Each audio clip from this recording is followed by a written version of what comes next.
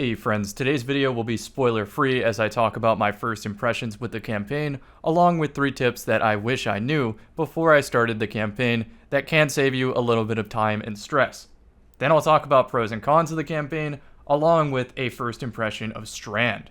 So starting off with it, as I talk about these 3 tips, keep in mind that my point of view is from a mainly PvP player. I have to interact with all the game to quickly optimize builds. So for example, I had to play through the Legendary Witch Queen campaign about 12 to 15 times across all my accounts and for mat farming. So that is where I base my comparisons.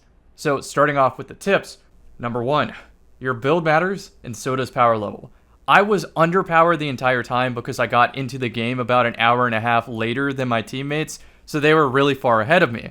On top of that, I had really bad luck and never got a helmet to drop, so there was the end sections of the campaign where I was getting really bullied. And to fix that, you can go focus a Vanguard drop by doing a couple strikes and then selecting helmet, and it will drop at your level, for example. I think it's also worth taking the time to level up an alternate damage primary. For me, that would be Outbreak Perfected and then Rat King. The reason for this is you will run out of power ammo on boss damage sections, so you want to switch to something that outputs even more damage, otherwise you'll be spending 20 minutes shooting a boss when you could have killed it in 5. The Rat King ended up being very useful for survivability when I was so under level, especially when I took Strand optionally. As far as alternate damage goes, Warlocks are sitting pretty with Starfire Protocol where they can just throw grenades at the boss repeatedly. Titans can still loop a lot with Heart of Inmost Light, and Hunters can throw Ahamkara Trip Mine grenades at a boss and continue to loop those if you want to go alternate ability damage instead. Me personally, I went for a Gear Falcon crowd control setup with a Blinding Nade launcher, and this is probably the biggest tip of this tip, which is Blinding Launcher trivializes the campaign. It was so effective that I didn't even get to see new enemy attack patterns after all my friends were hyping up these enemies. Not that I expect every player to have it, but I went with Collective Obligation as my choice since I was looping blinding and suppression effects on enemies for the entire campaign. Okay, now the second tip.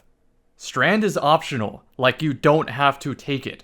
Although it does have some interesting combat solutions. I'm not going to spoil it, but here's the tip. If you would think of using Tractor Cannon in a certain devious way, Strand offers the capabilities to do that too. Tip number 3. The Among Us collab. When in doubt, vent it out. If you're lost or stuck at a section, the path might be breakable. A lot of sections have optional enemies. Look around for the rally flag at pause points, and keep an eye out for optional tank spawning pads. We ran past those a couple times, and had to brute force a mission that was otherwise really easy. Okay, that covers tips, so now I want to talk about first impressions in the form of pros and cons.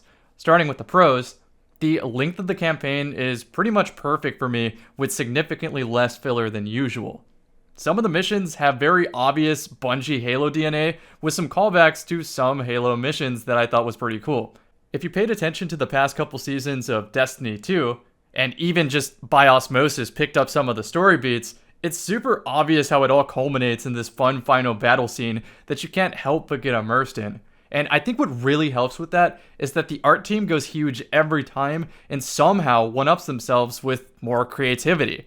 The next pro I think is that they give a good opportunity to learn Strand at your own pace. I kind of do wish that they gave us the whole kit right at the beginning, but I also learned the entire kit by the end of it, along with some nuances. I didn't optionally take it for most of the missions, but there were some sections where I was just Spider-Manning around, getting a feel for it, and it was a nice little break. For my final pro, I'm going to say that soft locks happen infrequently, which is especially important to eager edge users. Sometimes you fly so far ahead of your teammates that the mission just breaks, and there's nothing you can do. Happens all the time in Witch Queen and other Destiny missions, and it didn't happen to us here. Though I did hear a couple reports of some very minor setbacks, but it was nothing that should make your teammate take off eager edge, for example. Moving on to cons, I have mainly just one major con. I could nitpick, but here it goes. Overall, the campaign was way too easy compared to the Legendary Witch Queen campaign, which I also thought was very easy. It was a little jarring to read about Bungie wanting to improve difficulty in Destiny 2, and then to see this campaign just fall over. For context, my first Witch Queen campaign playthrough was with a Galahorn rocket, which pretty much bullied every encounter.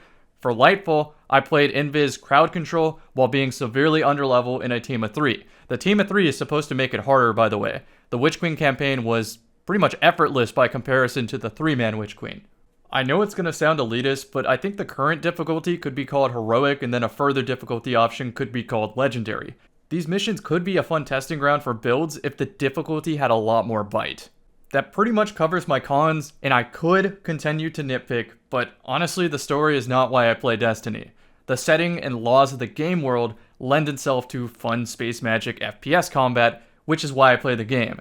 And speaking of laws of the game world, let's go with my first impression of Strand, which is the first time since Stasis and Heat Rises that we now have to respect a new baseline to vertical and agile gameplay. I think it's important to explain what I mean by agile. Agile means to very quickly change direction while quickly accelerating to a fast speed. Strand allows for up to 5 chainable agile aerial movement options. So understanding the startup and end animation and the actionable windows for all these chainable options is what will separate expert users and make Strand an undeniable S-tier choice. The bottleneck for players abusing Strand is the cooldown time and resource management, since most of the abilities refund themselves and other abilities. I think the super is way too strong for what it is, a little unrelated to what I just said, but to put it shortly, my first impression of Hunter Strand is that it is the best class in the game by a long shot for mouse and keyboard users. But this doesn't mean I'll always be playing it, since I still value radar manipulation tools for high-level team gameplay, and I also have to limit my options when I plug in a controller and make some tough compromises of an easy, consistent gun versus faster, intentional, agile movement with Strand. So, I think I said it pretty succinctly, but I will see y'all in the next one. I should be streaming, just running random patrol stuff, trying to unlock guns for future videos. Take care, friends. Bye.